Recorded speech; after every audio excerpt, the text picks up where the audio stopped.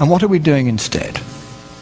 At Copenhagen, this December, weeks away, a treaty will be signed. Your president will sign it. Most of the third world countries will sign it because they think they're going to get money out of it. Most of the left-wing regimes around the world, like the European Union, will rubber stamp it. Virtually nobody won't sign it. I have read that treaty, and what it says is this: that a world government is going to be created. The word government actually appears as the first of three purposes of the new entity.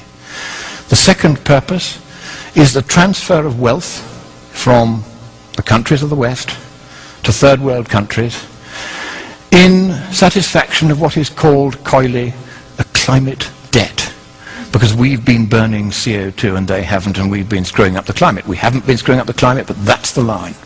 And the third purpose of this new entity, this government, is enforcement. How many of you think that the word election or democracy or vote or ballot occurs anywhere in the 200 pages of that treaty? Quite right, it doesn't appear once.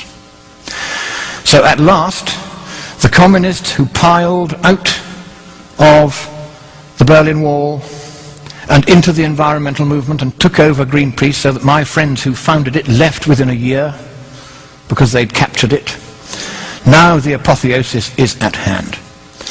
They are about to impose a communist world government on the world. You have a president who has very strong sympathies with that point of view. He's going to sign. He'll sign anything. He's a Nobel Peace Laureate. Of course he'll sign it. And the trouble is this: if that treaty is signed, your constitution says that it takes precedence over your constitution. And you can't resile from that treaty unless you get the agreement of all the other states parties. And because you'll be the biggest paying country, they're not going to let you out.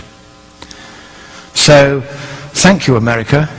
You were the beacon of freedom for the world. It is a privilege merely to stand on this soil of freedom while it is still free. But in the next few weeks, unless you stop it, your president will sign your freedom, your democracy, and your prosperity away forever, and neither you nor any subsequent government you may elect will have any power whatsoever to take it back again. That is how serious it is. I have read the treaty. I've seen this stuff about government and climate debt and enforcement. They are going to do this to you, whether you like it or no.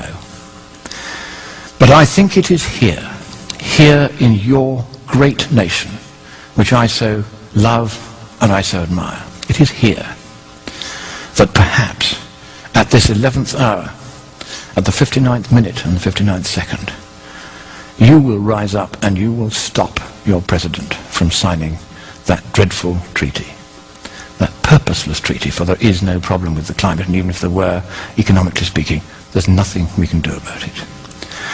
So I end by saying to you the words that Winston Churchill addressed to your president in the darkest hour before the dawn of freedom in the Second World War.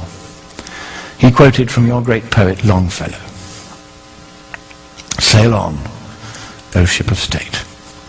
Sail on, O Union, strong and great. Humanity, with all its fears, with all the hopes of future years, is hanging breathless on thy fate."